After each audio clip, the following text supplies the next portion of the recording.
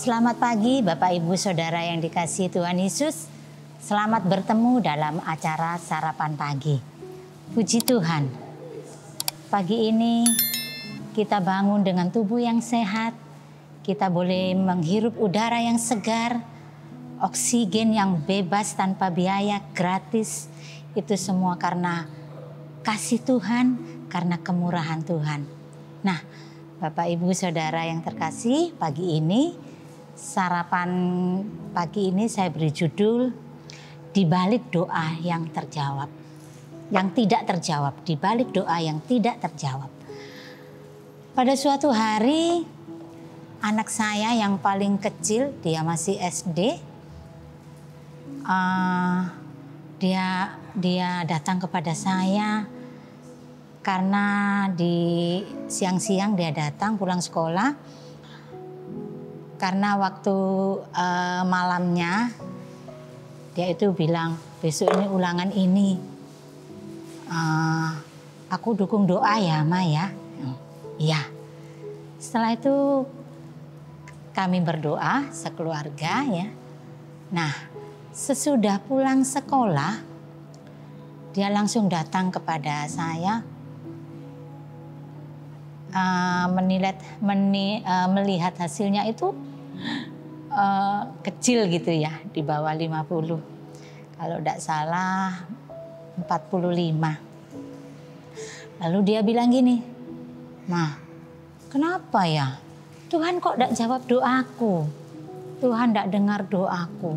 Padahal kan sudah berdoa supaya Noel dikasih hikmat, dikasih kepintaran, supaya kalau ulangan nilainya jadi besar. Tapi Tuhan tidak jawab, nilainya kecil."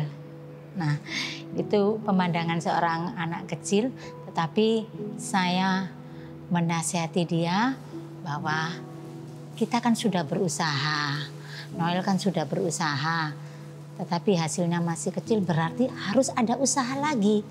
Mungkin coba kita lihat diri Noel, mungkin waktu mengerjakan soal dia tidak konsen, dia tidak perhatian, jadi kadang pikirannya itu kemana-mana, jadi tidak fokus dengan ulangan tersebut.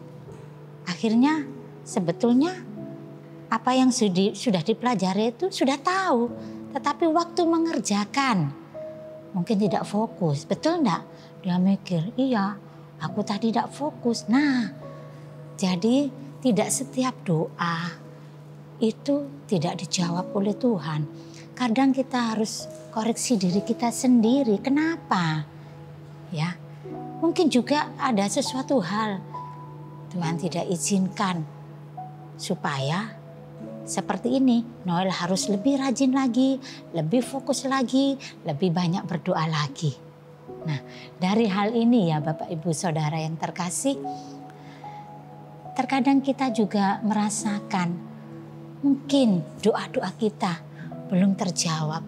Kita sudah berdoa, kita sudah bahkan bertahun-tahun, mungkin sudah tahun 2023, mulai tahun 2023, sekarang tahun 2024, doa-doa itu kok belum terjawab.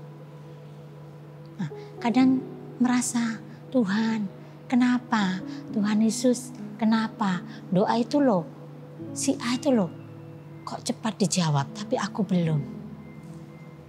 Terkadang Bapak Ibu Saudara yang terkasih dalam Tuhan Yesus, Tuhan izinkan sesuatu itu terjadi. Tuhan izinkan hal-hal yang mungkin kita harapkan itu tidak terjadi dalam hidup kita. Ada kalanya kita merasa, kenapa Tuhan? Kenapa Tuhan tidak mendengar? Seperti ada satu pemazmur dikatakan di dalam Mazmur 102. Mazmur 102 ayat yang ke-2 sampai 3. Di sana dikatakan, Tuhan, dengarkanlah doaku dan biarlah teriakku minta tolong sampai kepadamu. Janganlah sembunyikan wajahmu terhadapku pada hari aku tersesat. Sendengkanlah telingamu kepadaku pada hari aku berseru, segeralah menjawab aku. kita sepertinya mendesak Tuhan. Tuhan, kapan? Tuhan, kapan? Tetapi sepertinya Tuhan tidak mendengar doa kita. Tapi Bapak Ibu Saudara yang terkasih, dari hal yang kita hadapi, itu juga memproses hidup kita. Memproses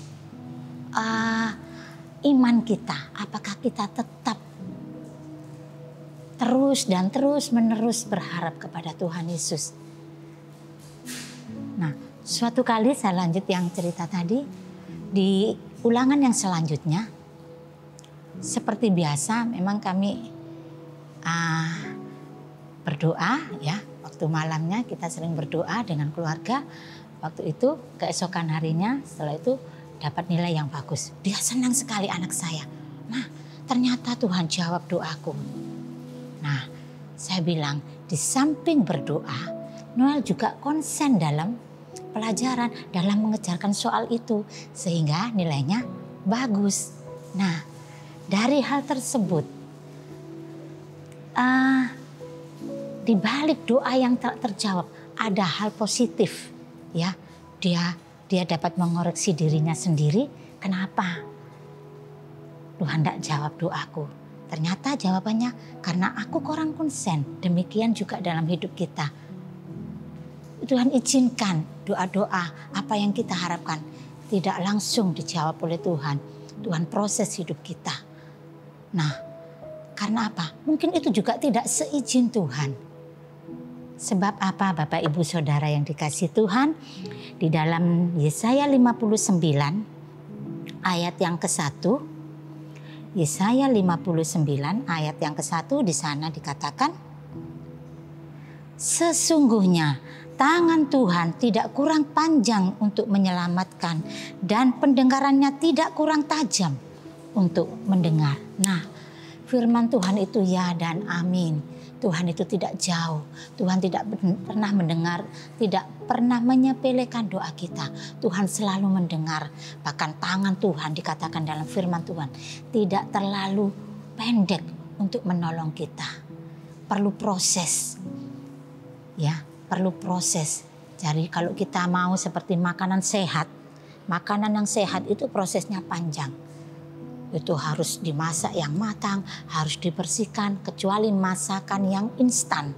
Tetapi tidak sehat seperti mie instan, itu tidak sehat, cepat prosesnya. Tetapi tidak sehat dalam tubuh kita. Demikian juga di dalam kehidupan kita.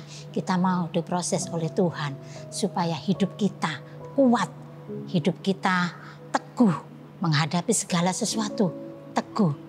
Karena dari proses ke proses itu membuat hidup kita semakin mengerti apa yang menjadi kehendak Tuhan.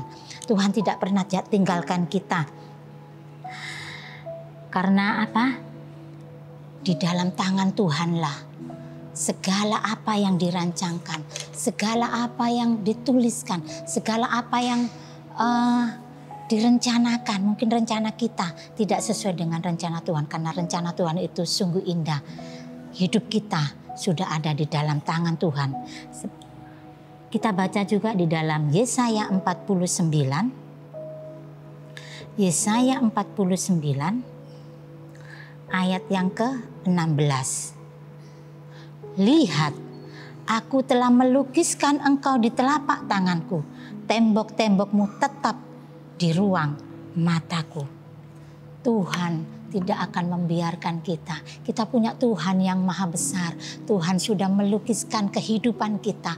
Masa depan kita ada di dalam tangan Tuhan. Tahun 2024 sudah kita lalui berapa bulan? 2 bulan. Kalau akhir-akhir bulan kita tidak tahu. Tuhan Yesus, kita tidak tahu apa yang akan terjadi. Tetapi satu hal, seperti firman Tuhan katakan, tangan Tuhan tidak pernah lepaskan kita. Hidup kita sudah berada di tangan Tuhan. Kita tidak perlu khawatir, ada tangan yang menolong kita, ada tangan yang selalu menuntun kita. Kalau kita dengan sabar menantikan apa yang menjadi rencana Tuhan, kita mau tunduk dalam kuasa Tuhan, kita mau tunduk, kita dengan sabar. Di balik doa-doa yang belum terjawab, ada satu rencana Tuhan yang indah dalam kehidupan kita. Kita baca sebagai ayat penutup di dalam Yesaya 40. Yesaya yang ke-40 ayat yang ke-31. Tetapi orang-orang yang menanti-nantikan Tuhan mendapat kekuatan baru. Mereka seumpama raja wali yang naik terbang dengan kekuatan sayapnya. Mereka berlari tidak menjadi lesu. Mereka berjalan dan tidak menjadi lelah. Amin, puji Tuhan. Bapak, Ibu, Saudara yang dikasih Tuhan, mari tetap semangat. Kita lalui tahun 2024 ini bersama dengan tangan yang kuat, tangan yang penuh kuasa, yaitu Tuhan Yesus Kristus. Kita mau belajar. Doa yang tak terjawab itu, di balik semua itu ada maksud Tuhan yang indah. Waktunya Tuhan, waktu yang tepat. Waktunya Tuhan kita tidak tahu, tetapi kita yakin bahwa tangan Tuhan yang berkuasa itu akan menuntun langkah hidup kita. Sehingga kita mau masuk di tahun 2024 ini berjalan dengan tangan yang penuh kuasa. Puji Tuhan. Sekian sarapan pagi ini, kiranya menjadi berkat bagi Bapak Ibu Saudara yang Tuhan Yesus memberkati. Selamat pagi.